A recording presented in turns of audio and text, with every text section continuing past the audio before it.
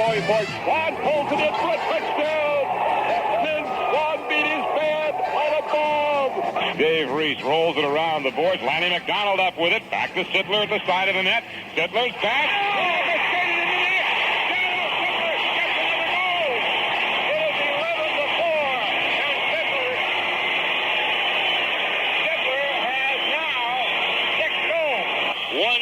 Remaining in the second overtime. Here's Perry. The Gar Hurd. Here's the jump shot. Good! It's good! It counts! Gar Hurd ties it. We'll go to the third overtime. Shirley Babershaw stays in front. Here's the drive to the finish. Babershaw hanging on, going to the wall. And Babershaw is the winner. The United States has upset East Germany. Winds and throws. And there's a long drive to right field. This may be the end of the pennant, but say it is up and gone. The Yankees win the pennant as Chris Chambliss hits a home run, and the Yankees win the pennant 7-6. Sports in 1976. Often predictable, sometimes confusing, but still exciting. From the early days of January to the midnight hour of December, the world of athletic endeavor was caught up in its usual madcap finishes, record-setting accomplishments, and feverish brand of excitement that sets it so uniquely apart from any other sphere of life. To expect the Pittsburgh Steelers and Cincinnati Reds to defend their championships in 1976 was as predictable as the coming of the tides. To watch such legendary dynasties as the Montreal Canadiens and Boston Celtics return to former glories was sort of heartwarming for those who care to dwell on nostalgia. But the world of sports is no fantasy land. In 1976, the American Basketball Association was forced to give up the fight and merge 4 of its teams with a more established National Basketball Association. Dave Cowens, the Boston Celtics star center, apparently at the peak of his career and coming off a championship season, suddenly discovered that the keen, competitive fires that had been his trademark were no longer there, and he left the Celtics shortly after the start of the new season. 1976 also brought us the era of the baseball free agent, as a handful of the national pastime stars bartered their services at season's end to the highest bidder. And 1976 brought to an end 2 of the most fabulous careers in sports history, that of George Blanda and Hank Aaron. But even though these great stars were bowing out, younger faces were moving in, seeking their piece of immortality. People such as Mark Fidrich, Alvin Adams, Tony Dorsett, Bruce Jenner, and Dorothy Hamill came along to provide a new generation with their share of thrills. So even though the world of sports in 1976 may have seemed a little blasé on the exterior, it was anything but. The early weeks of any new year belong to the game of football, and on Sunday, January 4th, the NFL staged its championship games. In the American Football Conference, the Oakland Raiders met the Pittsburgh Steelers at Three Rivers Stadium in Pittsburgh. In a game played under Arctic conditions, the Steelers managed to eke out a 16-10 win. The snap of the football, it's down. Jarella kicks it long enough, high enough, it's good. Jarella kicks a 36-yard field goal, and the Steelers take a 3-0 lead. Stabler back again. Looking now to the swing man, out of the backfield to the left. And he fumbles the football after he catches it, runs with it, we recover. Jack Lambert's running. Lambert's up over the 20, the 25. Pete Banaszak caught the pass. He was wide open, took it, ran a few steps, hit, fumbled the football. Jack Lambert recovered it, ran with it, got it back upfield to the 27, knocked down by Art Shell at the 25 with the snowflakes falling again. Bradshaw to Harris, can't find the hole inside, goes outside to the left, breaks a tackle, he's to the 20 down the sideline, he's going to go for a Pittsburgh touchdown. Franco Harris broke a tackle at the line of scrimmage, slipped outside, ran away from another Oakland defender, went to the sideline, he gallops 25 yards into the end zone for a Pittsburgh touchdown. Handoff is to Hubbard, he's caught by LC, fumbles the football, Steelers diving for it, they have it. Hubbard fumbles the football forward, and it is recovered by Jack Lambert. Bradshaw is back to pass. They're coming after him, gets away, and now he throws to the end zone. Look out! It is caught. The defensive back goes down on the turf. What about that? The catch by Johnny Stallworth. The defensive back covering on the play. Neil Colsey slipped and fell. was open to make the catch on the far side of the end zone. Stallworth triumphantly running off the field, holding his arms up in the air. Meanwhile, some 2,000 miles away in the Los Angeles Coliseum, the Dallas Cowboys routed the Los Angeles Rams 37-7 for the NFC Championship. With these victories, both Dallas and Pittsburgh advanced to the Orange Bowl and Super Bowl X on Sunday, January 18th. Dallas was heralded as the Cinderella team in the NFL, and it appeared that they might keep their magical ways intact when linebacker Tom Henderson returned the opening kickoff far upfield, and again when the Cowboys managed to score the game's first touchdown. End over end. Who's it coming down to? Preston at the 3. Out over the 10. Reverses the football. At the 10, the 15, to the near side, the 20, the 25, the 30, the 35, the 40, the 45, the 50. Over the 50 to the Steeler 45. And the tackle is made. And the runner is knocked out of bounds. Tom Henderson took the reverse. All right, the Cowboys are in a slot left formation. Now they move into the standard setback situation with Staubach, the quarterback, taking the ball, faking. He's back to throw. Staubach straight down the middle, open man at the 15. He's over the 10. He's down to the 5. Touchdown, Dallas Cowboys.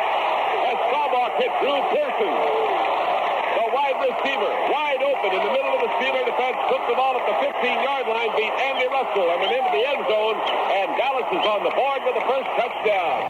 But the Steelers, sluggish in the first half, moved out in front in the second half as some costly Dallas errors and the passing combination of Terry Bradshaw to Lynn Swann did the Cowboys in 21-17. They're rushing, and it's blocked. It's through the end zone and out of play. Blocked by the Steelers. It's a safety. Girella trying for the third time this afternoon, a 36-yarder with Bobby Walden holding. As the wind behind him this time, nonetheless, it is still tricky. Ball is down, and Girella kicks it. It is end over end, and it is up there. It is good. There's the signal. It is good. A 36-yarder by Roy Girella with 8:41 remaining on the clock. And the Steelers have moved out to a 12-10 lead. Staubach, double fake, drops back and throws down the middle. Intercepted, picked off by Wagner. He's coming over the 15, the 10. He's down to the 6-yard line. Walden holding at the 14. Girella kicks it. It is up there. It is good. Now he fires for the bomb. And Lynn Swann going for it. Swann pulls it in for a touchdown. Lynn Swann beat his man on a bomb. Swann got a step beyond Mark Washington, who's been on him all afternoon. 64-yard pass, and Bradshaw was hurt on the play. Saturday, February 7th was a big day in the world of sports. In Toronto, Canada, Toronto Maple Leaf star setter Darryl Sittler had the biggest one-game scoring rampage in NHL history. He scored 6 goals to go along with 4 assists, good for 10 points, as the Maple Leafs blasted the Boston Bruins by an 11-4 score. Salming up across the red line, feeds it over to Sittler. He moves around at his screen, score!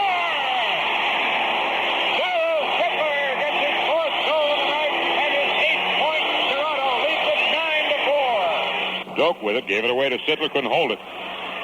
Thompson had it, avoided Nowak. Now Sittler moving in, has a line.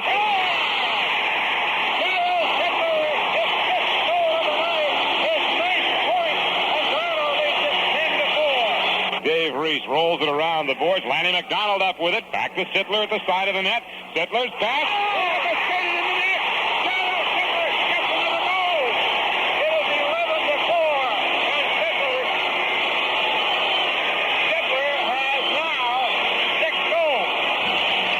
And on the same day in college basketball, 2 Big Ten powers, Indiana and Michigan, met at Bloomington, Indiana. The Indiana Hoosiers were undefeated, but their streak appeared in jeopardy. However, in a frantic finish, the Hoosiers came back and managed to tie the score at the buzzer. 60-56. Indiana will have a basketball with 33 seconds remaining in this contest. Wayne Radford throws it in bounds, and Clint Buckner picks it up and crosses the timeline. Buckner with a basketball. Looks in the corner. They've got to shoot it to Radford. Top of the key. Gives up to Quinn. Quinn now fires a jumper from long range. He got it. Buckner's first 2 points of the game. 19 seconds to go. Cruz gets it into Wayne Radford. Back to Buckner. Down to 7 seconds. Off to Scott Miller. Baseline. Back out to Quinn. Jump shot in the air. Doesn't fall. Cruz tips it up. Tip up again. Goal! It went in. Let's see if it counts. It does. It counts. They tied it up and they're in overtime. Benson tipped the ball in at the horn. And Indiana The Hoosiers went on from there to win in the overtime, 72-67.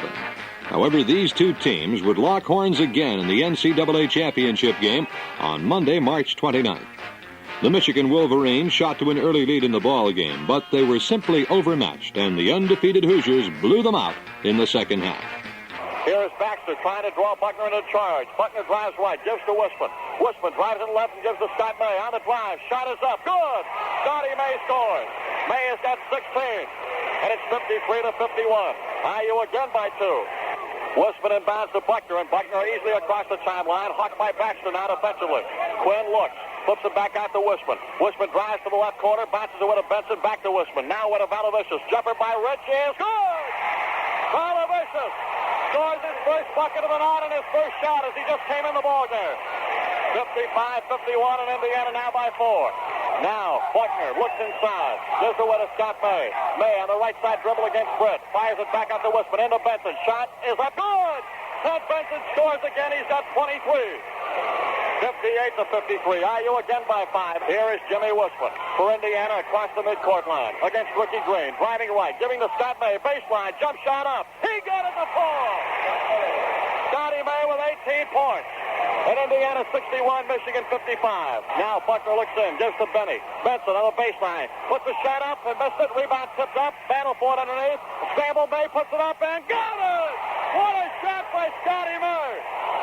And May now has got 20. And it's 65-59. And Indiana now with a 7. They got a 6-point lead again. Abernathy will inbound. Looks. Fires it up court to Buckner. Quinn gets it across the timeline. Drives it toward the baseline. Staten trying to take it away. Could not do it. Buckner now at the free throw line. Crosses it. Looks for help. On the double team. Looks it inside Abernathy. Driving shot is a goal! Abernathy scores his 11th point of the game. And Indiana leads it by 12. 71-59. Baxter flies down the other end. Fires a jumper. No good. And Benson rebounds. Up toward Abernathy. May. He's got a breakaway. Drive, shoot, scores! Scotty May has got 24. And Indiana leads by 12. 78-66. Here's the ball stolen by Buckner. And Quinn dribbling out of trouble. Gets it across the line again. Buckner driving across one man. Brings it back outside. Fires to Jimmy Wisman. Wisman now looks for help. Now turns around and bounces to Quinn Buckner. Buckner driving toward the lane. Underneath, puts it up, scores! Buckner scores right down the pipe. He's got 16. And now it's 80-66 with 1:40 to go. Baxter down the right side. Lost the ball. Valovich is on the steal. Radford on a break. 5 seconds to go. Drive. Shoots it up. And misses it. Haymore scores again. Indiana's number 1. They've won it. Indiana's won it. They're the national champion for 1976. Can you believe it? Incredible. Bobby Knight and Johnny Orr standing here in front of us, shaking hands. Bill Frieder now. Unbelievable, as Indiana's won the national championship, and the Hoosiers have won it all. 86-68.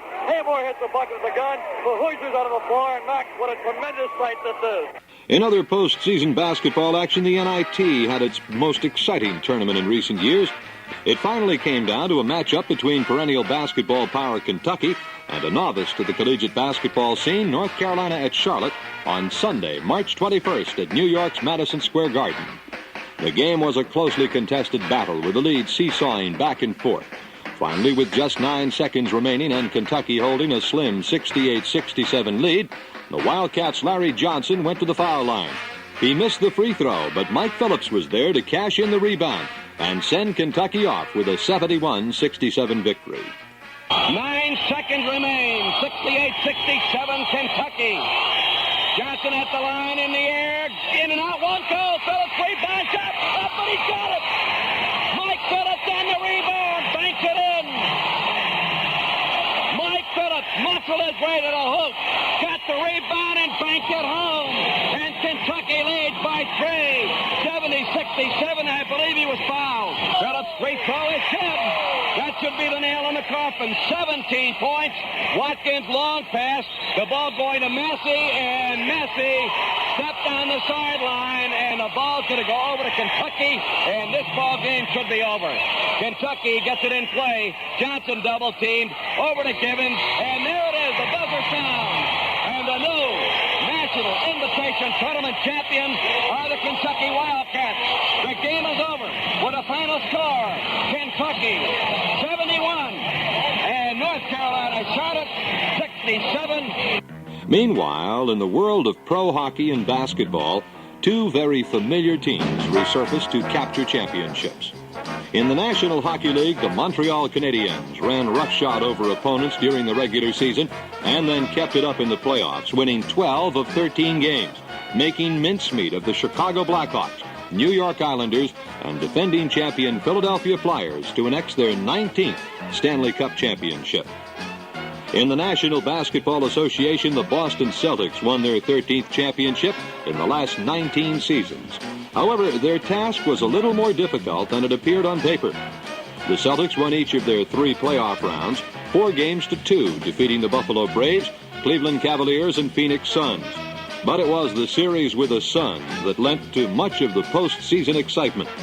The Suns, at the outset of the playoffs, were not expected to be much of a challenger for the championship after finishing the season with a record just barely over 500, 42-40. But after knocking off the Seattle Supersonics and then the defending champion Golden State Warriors in the first 2 rounds of the playoffs, it was obvious that they were a force to be reckoned with. After losing the first 2 games of the championship round to the Celtics, the Suns bounced back to capture the next 2 contests and set up one of the most memorable games in basketball history. It was played at the Boston Garden on the night of June 5th. The game was tied at the end of the regulation 48 minutes, and after one overtime could not decide the issue, the 2 teams battled for an additional 5 minutes. The Celtics appeared to have the game won when superstar John Havlicek hit one of his patented clutch shots at the buzzer. Pass goes to Havlicek. He's coming around to the left. The shot is good. The shot is good, and that's it. Ball game's over. The shot is good. The shot is good. They say there's 1 second left.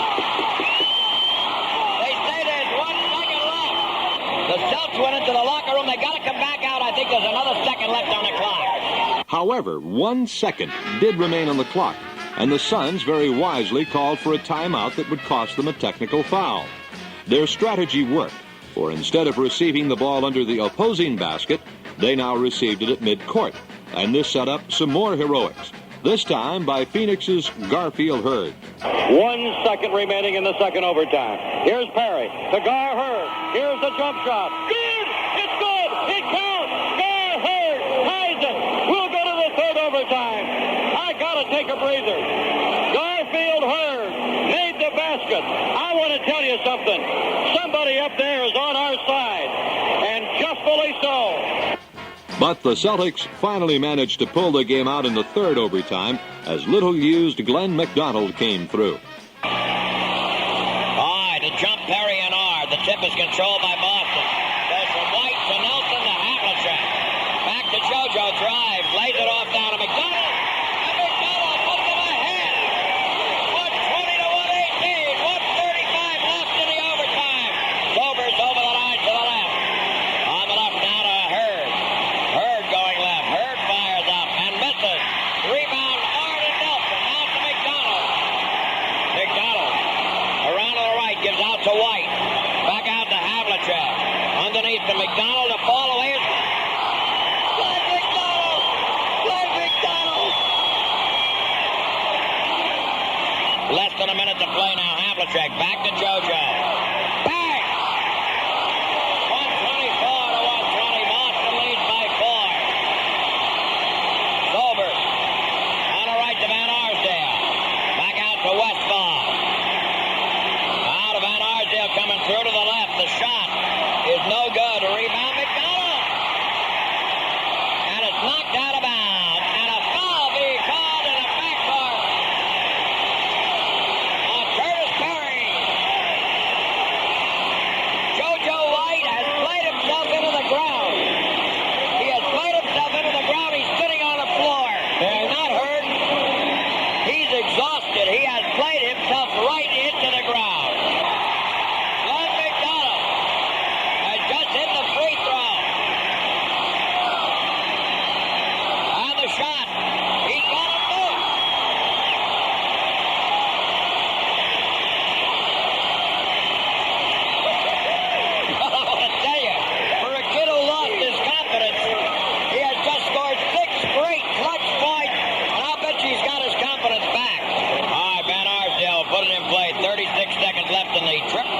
overtime. Sobers heading for the hoop. Lays it up and in. Oh, it's 126 to 122. Oh, and he goes to Havlicek. He holds the ball, and we got a foul. That's on Perry. That's his fifth. And Jimmy Ard is at the line, going to get 1-1. On Ard. Bang. 127 to 122. 31 seconds left. Phoenix does not have a timeout left. Ard. Again. 128 to 122. Westfall on the fly to the left. A reverse turn. Pirouette jump shot. An incredible shot, and he made it. White trying to clear it. Does to Havlicek. Down the corner to Ard. Underneath to McDonald, but he lost it. It's off his hand. Sneak away Westfall and lays it in. 12 seconds left. They haven't won this yet. Havlicek gets it out to Nelson. Now to Ard. Ard with White. They don't have to shoot. They're counting it down. And that is the ball game. It's over. And the place is pandemonium. The place has erupted. With this incredible victory under their belts, the Celtics finished off the Suns 2 days later in Phoenix to win the championship. Jojo White gives the ball to Scott. Scott brings the ball up. On the left now, quickly goes over to Silas. Back out to Havlicek. The shot is good. Charge on. On at 75-71. On the right of the key. Charlie looks. Charlie goes to the right, guarded by Sobers. Holds the ball. Still got it. Still got it. Now loops the pass into Collins. Wheels away from Adams and lays it in. Another tremendous play by Dave. Now White, a running right-hander. He went right by Westfall. A spectacular play by JoJo again. 79-71 to score. Now goes to Havlicek. John looking. Back out to Scott. Scott the bomb. Quick! 83-73. Boston leading by 10. All right, now Scott steals the ball after it was whipped out to Sobers. It's going to be 7 seconds. Scott's in the corner and gets fouled by Sobers. The shot by Scott is good. Scott's got 24 points. The shot Charlie is good, make it 25. He's had one heck of a ball game. Boston has won the World Series. And now Sobers can't handle the ball cleanly. The ball game's over. And the series is over, and the Celtics have won the World Championship 87-80. That's the final. Oh, my goodness. The final score here at Phoenix is Boston 87 and Phoenix 80. So now the winter season was finally over. It was time to move on to the outside sports and more exciting and scintillating action.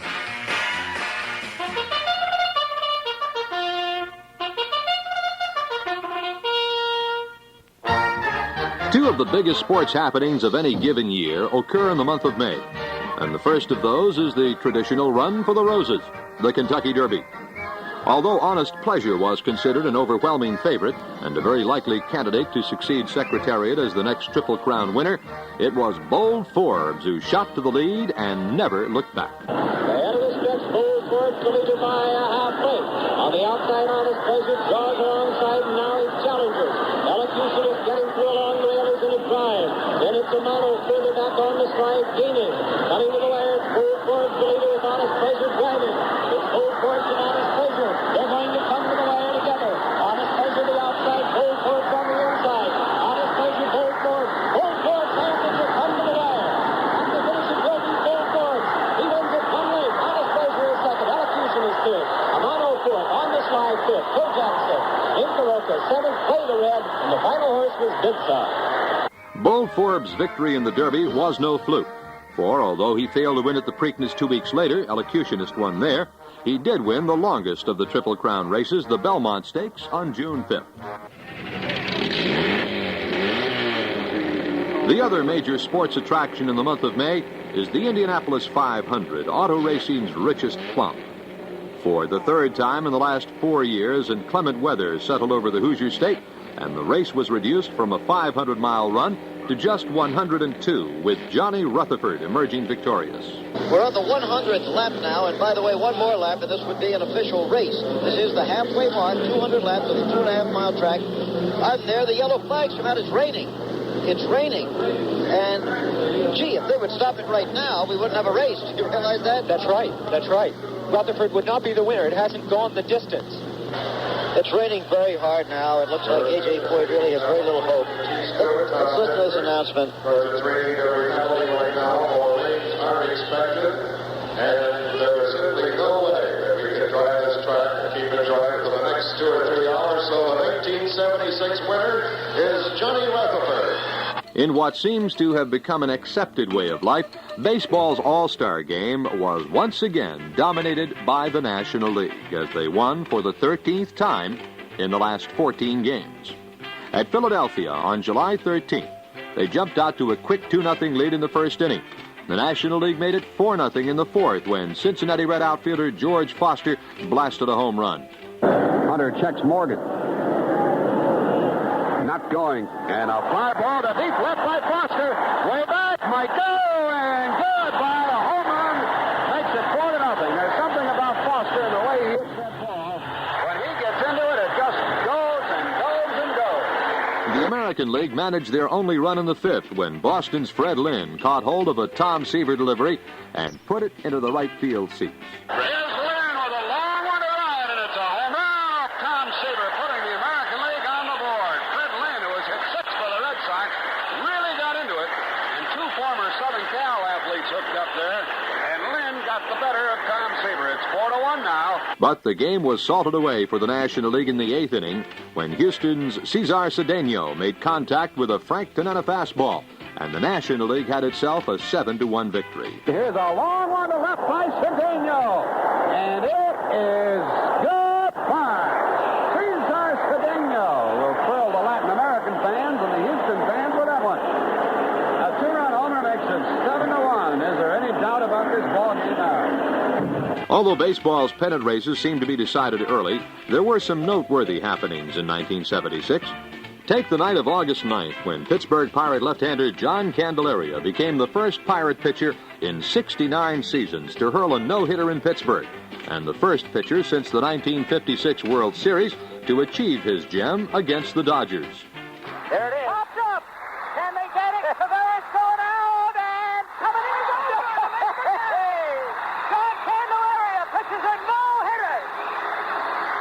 Yeah, the most electric moment in baseball. John Candelaria, a no-hitter. Al Oliver had a long way to go. It looked like Severus might make the catch, but Oliver comes on and makes the catch on the dead run. And Candelaria, he had 8 perfect innings tonight.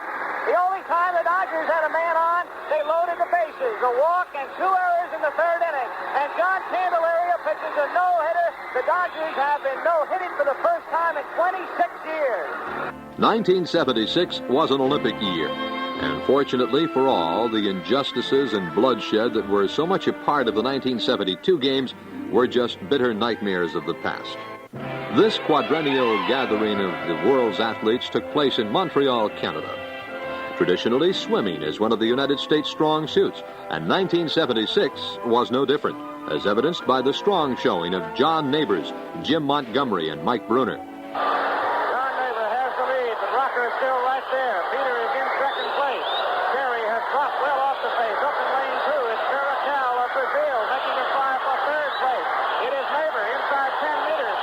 Neighbor on a world record pace. The world record is 56.30, and he's got it. A new world record of 56.19. Forster is going to turn for home. The final 50 meters holding the lead. He turns right with Patel. Patel now has come off a very good turn.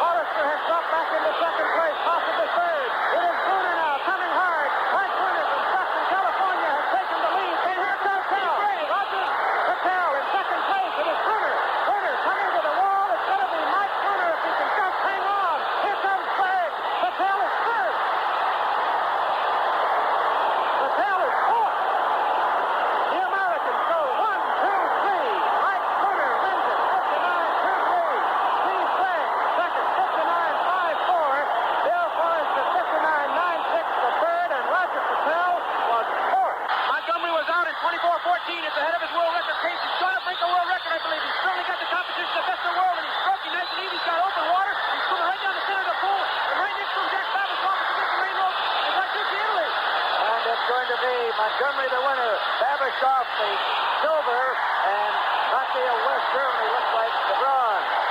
And Montgomery, Jim Montgomery of the USA, the winning time. The first 100-meter freestyle ever swum under 50 seconds. For the U.S. women's swimming team, it was not to be a very good Olympic year, but they did manage to save face when in the final event they came up with a gold medal as Shirley Babashoff swam anchor on the 400-meter relay. On the curve, Babashoff's in the lead, but she's being contested very closely by Claudia Hempel. Babashoff in the lead. Lane 3, Hempel's coming on. Hempel coming on now, Babashoff spurts out. United States in the lead for the gold. And the 4 times 100-meter freestyle relay. Shirley Babashoff stays in front. Here's the drive to the finish. Babashoff hanging on, going to the wall. And Babashoff is the winner. The United States has upset East Germany.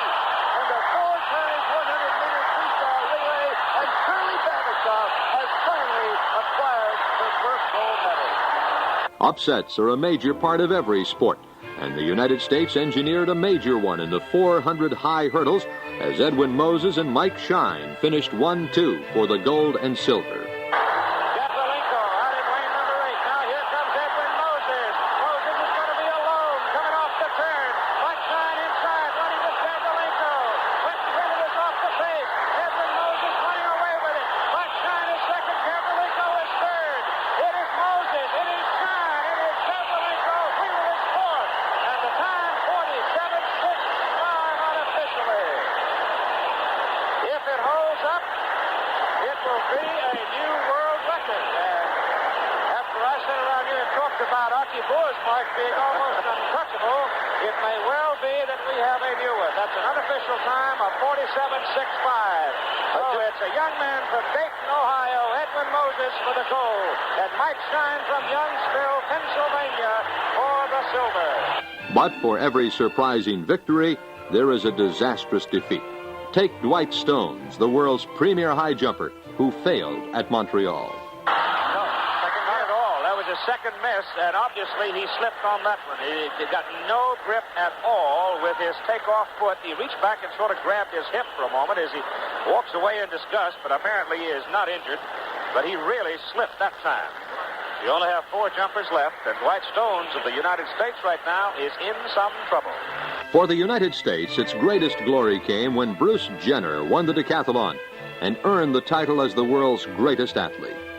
But for the world, it was the sparkling performance put on by a 14-year-old gymnast from Romania. Her name was Nadia Comaneci.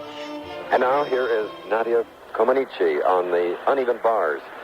This could be the highlight of the compulsory event. She is one of the technically strongest, best gymnasts that I've ever seen. Watch this. Beautiful rhythm, right to a handstand. Oh, look at that amplitude. Ooh. She is really moving well. Another handstand. Look at that, right to the handstand. Gorgeous routine, beautiful, and the crowd loved it. Boxing entered the scene on the night of September 28th at Yankee Stadium when Muhammad Ali defended his title against Ken Norton. Ali managed to retain his title, but there was quite a large segment of boxing fans who thought Norton should have been the winner. 45 seconds left. Ali coming alive now. Throwing out left and right, but he stopped again. He holds on to the challenger. Mercanti in between briefly. Ooh, overhand right misses. That was off the glove. Kenny Norton is going out. By Ali. Norton is trying to take the fight here. This could be the fight. Kenny Norton getting back. A right hand. Ali is tired. He is backing up. He takes a right hand. Another right hand. Another right hand. Kenny Norton is taking no chances. 6 seconds left. In Ali's corner, he's trying to push him away. Is there a new champion of the world? Kenny Norton says he is the champion. And Dundee and Ali both fall back. Norton is very confident that he's won it, and there is a good possibility, Tom, that he has. Referee decision. Judge Barry Smith scores the fight. 8 rounds Ali, 7 Norton.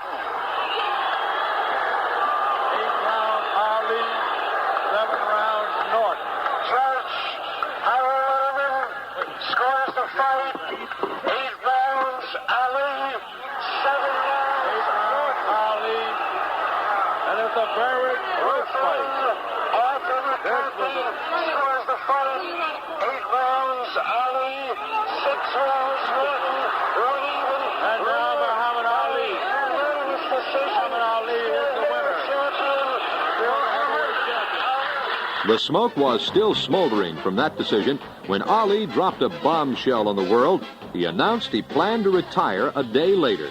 I'm going to be thinking. I don't need no publicity, so I don't have to say this if I don't mean it. It'd be wise to get out now. I don't have nothing else to prove. Are you getting out? I'll let you know in a few days. However, his retirement appeared to be short-lived, for less than 2 months later, rumors abounded that Ali would indeed fight again against either George Foreman or Dwayne Bobbick. The World Series turned out to be a disappointment when compared to 1975, but the playoffs leading up to baseball's Fall Classic were something else. In the National League, the Cincinnati Reds took a quick 2-0 lead over the Philadelphia Phillies. In the third game, the Phillies appeared in control, leading 6-4 going into the ninth inning, when the booming bats of George Foster and Johnny Bench knotted things up.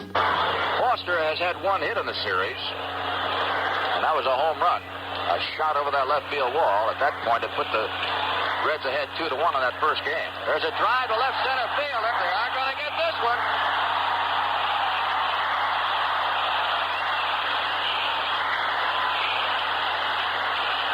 So Cincinnati comes fighting right back. It's a 6-5 ball game as Foster connects for his second home run of the series.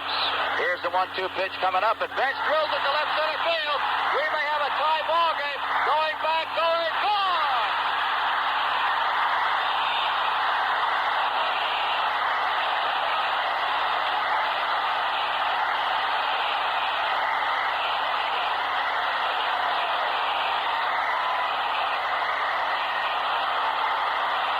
Back-to-back home runs by Foster and Bench, and it's all even at 6 here in the ninth inning.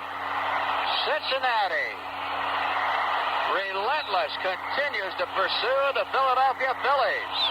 That was all it took to get the Reds' relentless attack going. They quickly loaded the bases, and up to the plate came the speedy Ken Griffey. And the Phillies' hopes of turning things around were about to end. Tommy Underwood, if he can find anything to do right now, I think he'd like to find a strikeout somewhere in that bag of tricks. Rose at first base. Geronimo at second. Concepcion at third. 6-6 tie, last of the ninth. What a ball game. The Reds trying to clean it up in 3 straight. Phillies desperately trying to hang on. Tommy Underwood ready again. Checks, and here's the pitch. Griffey chops it toward first. Tola bobbles it. The ball game is over.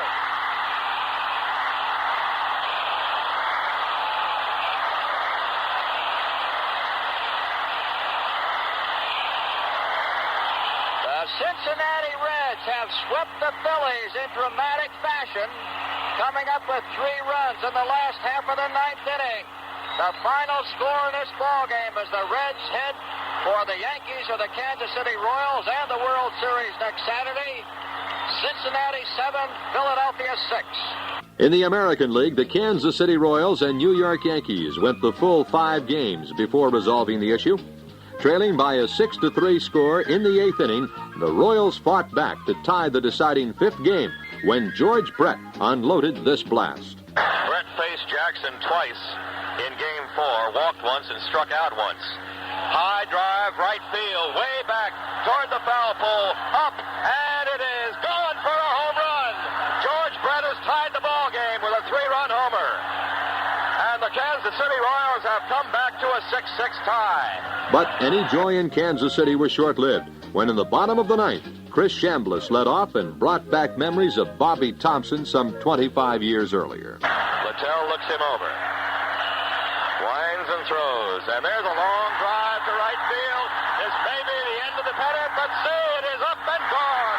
The Yankees win the pennant as Chris Chambliss hits a home run, and the Yankees win the pennant 7-6. In the World Series, however, the Yankees were no match for the awesome Reds. Cincinnati won the first 3 games by scores of 5-1, 4-3, and 6-2. With their backs to the wall, the Yankees tried to make a game of it in the 4th contest, but the dangerous bat of Johnny Bench destroyed them and paced the Reds to their 2nd consecutive World Championship. Here's a pitch to Bench. Swung on and hit deep left field. That might be his second of the game. It's gone, a home run. second home run of the night. The ball bouncing out of the stands in left field. Roy White trying to decoy him. But the left field umpire, Lou DeMuro, was out there signaling home run, and Johnny Bench has been the man of the hour for the Cincinnati Reds tonight as he homers for the second time. And the Reds now lead by 4 runs at 6-2. Swung on, high fly ball to left center should do it. There's Foster, and the 1976 World's Championship belongs to the Cincinnati Reds. In the 9th inning, the Yankees are out in order as the Reds in this 4th game in sweeping. Billy Martin's New York Yankees do it decisively. 4 in the 9th inning and a 7-2 final score. With the World Series over, the game of football once again took center stage. In the college ranks, the Pittsburgh Panthers, led by sensational Tony Dorsett, waltzed to a perfect 11-0 campaign and were front-runners for national honors as the year ended, with only their Sugar Bowl date with Georgia standing in the way. But regardless, the season put together by Tony Dorsett was one that will not soon be forgotten, culminating it all with his selection as the Heisman Trophy winner. In the National Football League, the New England Patriots, long a league doormat, put together their most successful season and earned themselves a spot in the league playoffs. One of the reasons for the Patriots' turnaround, the spectacular play of rookie cornerback Mike Haynes, who became the first Patriot in their 17-year history to return a punt for a touchdown, doing it not once, but twice. His initial one came on November 7th against Buffalo. Bateman at his 29, awaiting the snap. Haynes is deep for the Patriots at his own 15. Bateman handles it, gets the ball away. Not a good punt. Fair catch is signaled for by Bedoin. It is picked up by Haynes at a bounce at the 10, heading for the right at the 15, 20, 25, 30, 35, 40, 45, 50, 35. There he goes down the sideline. For the first time in Patriot history, a punt return for touchdown. A 90-yard punt return. The first time in the history of the Patriots in any game, preseason or regular season. No flags down. It's a 90-yard punt return for Mike Haynes, and the Patriots lead it 12-0. In the playoffs, the Patriots did not make it past the first round, losing to the Oakland Raiders by a 24-21 score. But in the minds of many, it was a game they should have won. Leading 21-17 in the dying minutes of the game, a costly and controversial roughing the passer penalty against New England gave the Raiders the second life they were looking for and enabled them to move down to the 1-yard line, where with just 10 seconds showing on the clock, Oakland quarterback Ken Stabler rolled in for the winning touchdown. It is 2nd and goal to go for Oakland. We have 22 seconds left to go in the game. 2nd down, goal to go for the Oakland Raiders. The Raiders come out of the huddle. Banaszak and Davis in the backfield. 14 seconds left. Stabler rolling to his left. Is going to go down and in. A flag is down. A penalty flag is down. We've got a holding call of some sort. Penalty flag is down. Hold everything. A penalty marker is down on the field. Stabler went in with 10 seconds to go. A penalty flag is down. We'll have to wait for the call. We don't know what it is. A penalty marker is down. It is offside Patriots. The Raiders have scored and they've gone ahead. With 10 seconds to go, 24-21. In other playoff action in the AFC, the Pittsburgh Steelers, considered dead earlier in the season, continued their march by annihilating the Baltimore Colts 40-14 for their 10th consecutive win. But any thoughts they had of returning for a 3rd consecutive NFL championship were dispelled on Sunday, December 26th, when the Oakland Raiders quieted their critics by downing the Steelers 24-7 to represent the AFC in Super Bowl XI. Meanwhile, in the NFC, both the Minnesota Vikings and Los Angeles Rams won the first-round playoff games by defeating the Washington Redskins and Dallas Cowboys, respectively. In the championship game on December 26th, the Vikings earned their 4th trip to the Super Bowl in the last 7 years by outlasting the Rams 24-13. Holding the ball to Steve Priest. They're kicking from the 7-yard line. They're going for the 3 rather than gamble the foot for the TD. As Dempsey waits, Priest hands outstretched. The ball placed down. Kick. It's blocked. It's loose. It's being run back by the Vikings at the 20, to the 30, to the 40, the 50. That's Bryant with the ball, the 30, the 20, the 10, the 5. Touchdown, Minnesota.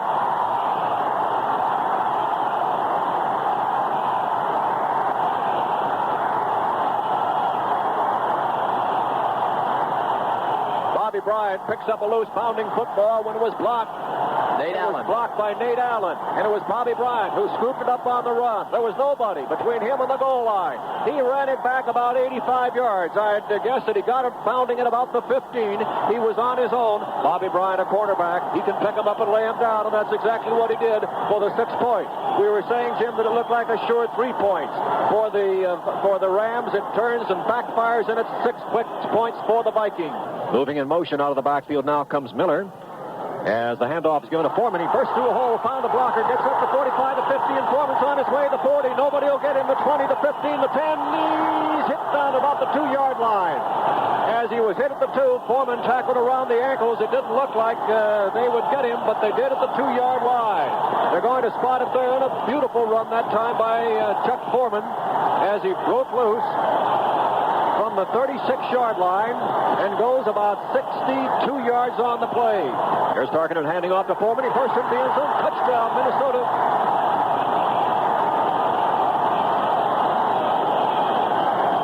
Vikings have scored, and justifiably for Chuck Foreman after that great 63-yard run by Chuck, that he then goes in to get the 6 points at the end of a 1-yard run, in that case, into the end zone, and the Vikings take a commanding 16-point lead over the Rams. Tarkenton has 2 tight ends in to protect him from fumbling that ball, but he's going to hand it off. The ball given to Sammy Johnson. He bursts through a hole, maybe to the end zone. He's in for a touchdown for the Vikings.